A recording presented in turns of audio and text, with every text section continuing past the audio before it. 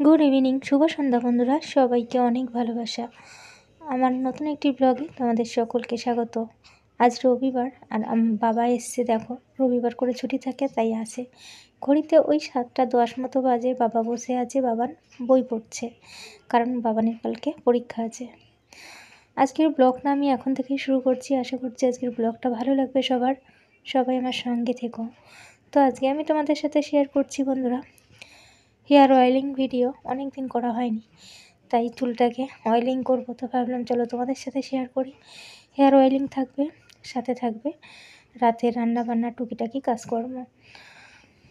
তো বন্ধুরা আশা করছি ভিডিওটা ভালো লাগবে। ভালো লাগলে অবশ্যই একটা লাইক করে দিও।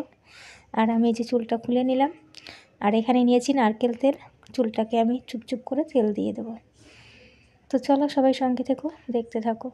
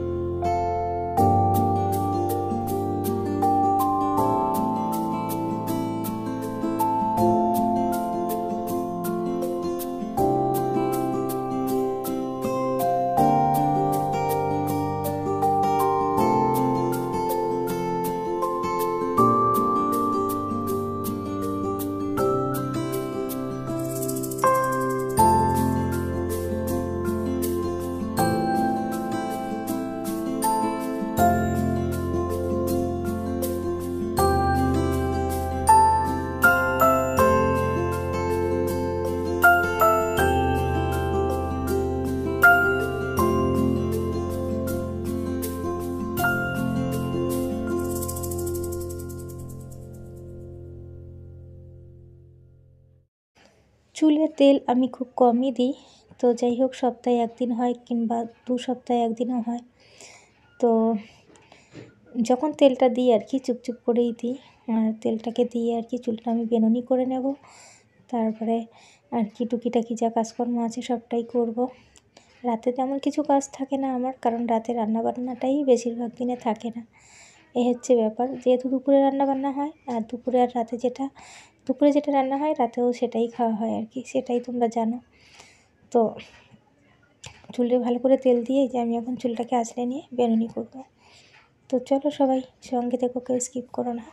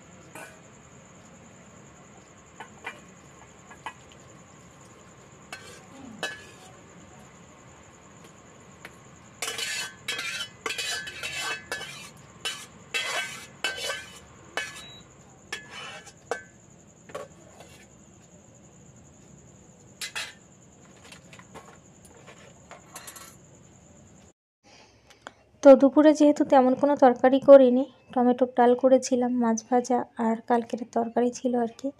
তো ওই জন্য ডাল দিয়ে তো আর রুটি খাওয়া যায় না, তাই আর কি রুটি খাওয়ার জন্য একটা তরকারি করে নিলাম। কুমড়ো দিয়ে আলু দিয়ে একটা মাখো মাখো তরকারি, মিষ্টি মিষ্টি করে, যেটা রুটি দিয়ে খেতে বেশ ভালো লাগে। তো যাই হোক, তরকারিটা রান্না করার পরেও হয়ে গেছে আর কি। তো আমি এখন ও ঘরে নিয়ে যাব। আর এখন বেশ একটু রাত হয়ে গেছে, ঘড়িতে ওই 8:30 মতো বেজে গেছে। তো রান্নাবান্না হয়ে গেছে। আর রুটিটা তো রুটি মেকারে হয় আর কি, আটাটা আমি মাখি আর রুটি মেকারেই করে নেয়। আর আমি রুটি মেকারে রুটি করতে পারি না, তাই আর করি না, ওর বাবাই করে নেয় আর কি। তো যাই হোক, আমি যতক্ষণ রান্নাঘরে থাকি বাবান কিন্তু বারে বারে আসতে যেতেই থাকে আর বলে, মা তোমার কতক্ষণ। তো তরকারিটাও ঘরে রেখে চলে এলাম। আর রান্নাঘরে যেহেতু কাজ নেই, আর কোনো কাজ নেই আর কি, তাই রান্নাঘরে আমি যা যা তুলে রাখার সমস্ত কিছু তুলে রেখে রান্নাঘরটা বন্ধ করে দেবো। যেহেতু তরকারিটা করেছি, তাই একটু রান্নার জায়গাটা একটু মুছে নেব। এখন আর সাবান টাবান দিয়ে মুছবো না, এই কাপড়টা দিয়ে আর কি মুছে রেখে দেবো। আর এখন আর কোনো কাজ করতেও ভালো লাগছে না, তাই আর কড়াইটাও মাজবো না, সকালে মেজে নেবো আর কি। কড়াইটা জল ধোয়া করে রেখে দিলাম। তো বন্ধুরা, আশা করছি আজকের ব্লগটা তোমাদের সবার খুব ভালো লাগছে। আর ভালো লাগলে অবশ্যই একটা লাইক করো। আমার চ্যানেলে নতুন হয়ে থাকলে চ্যানেলটাকে সাবস্ক্রাইব করে আমার পাশে থেকো।